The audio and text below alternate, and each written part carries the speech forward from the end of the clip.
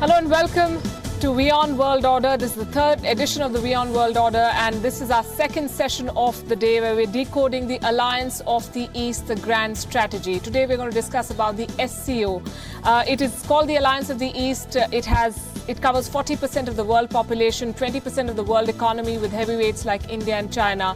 Connectivity is at the core of this alliance, but connectivity comes with other dimensions, like respecting the sovereignty of the member countries and so on. How do we balance the two, and why is the SCO increasingly being seen as a military alliance? To discuss all of this and more, we have with us a special panel. Our dialogue partners for this evening: Asein Isaev, Ambassador of Kyrgyzstan to India. Welcome to WION.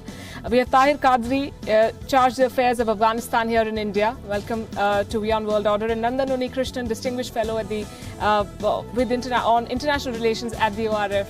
Welcome to you too. Thank you for being with us here. Your country hosted the last summit of the SCO. What, according to you, was the biggest takeaway from that meeting? It was a 19th session of Head of State of SCO. SCO already 18 years is existing. It was first time when SCO gathered. It was organization about security on the border. But this region, after collapse of USSR, importance of this region is very growing, and head of our states, population, our countries decided security it's only first challenge, but we have to think about our economy, prosperity, about our cultural cooperation, about our more close diplomacy, and after that SCO became more wider as an organization, and it was successful. It was successful, and after that, as you know, India and Pakistan decided to be member of SCO, and the outcome of past session that we signed 22 agreements. Head of states, and it was a lot of meetings, exclude head of states meeting, Minister of Defense, Minister of Culture, all Minister of young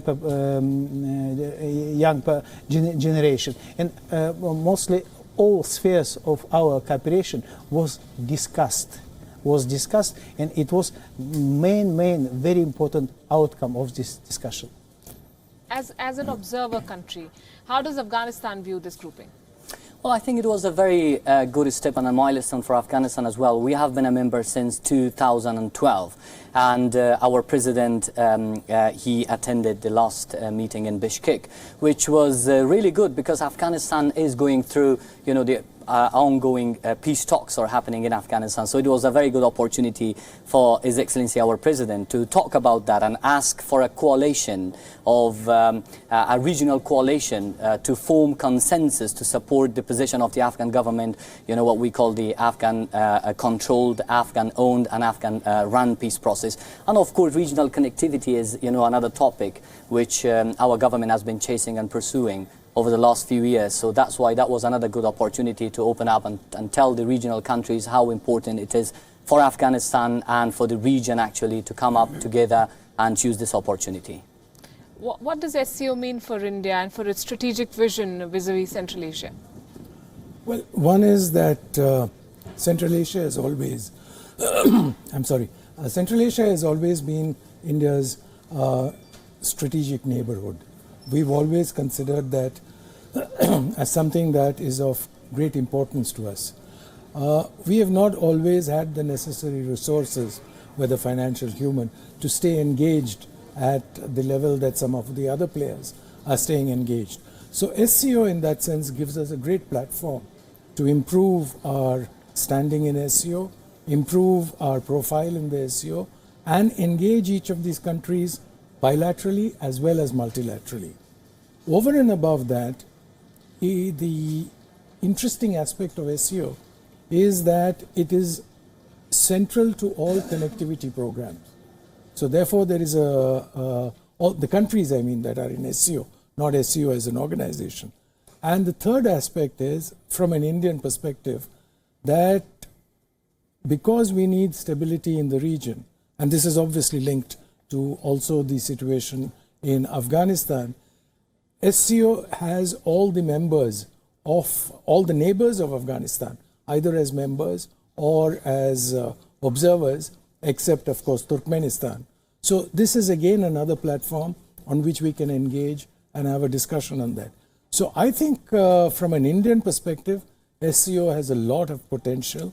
SCO has a lot of promise, and it really depends on how we engage with it for us to derive the necessary results. Ambassador, the SCO is often referred to as the NATO of the East. Do you agree with that? I think it's wrong perception about role of SCO. SCO is not military organization. NATO is military organization. For example, NATO in his 5th chapter announced that if somebody attacked member of NATO, all together must defend this country.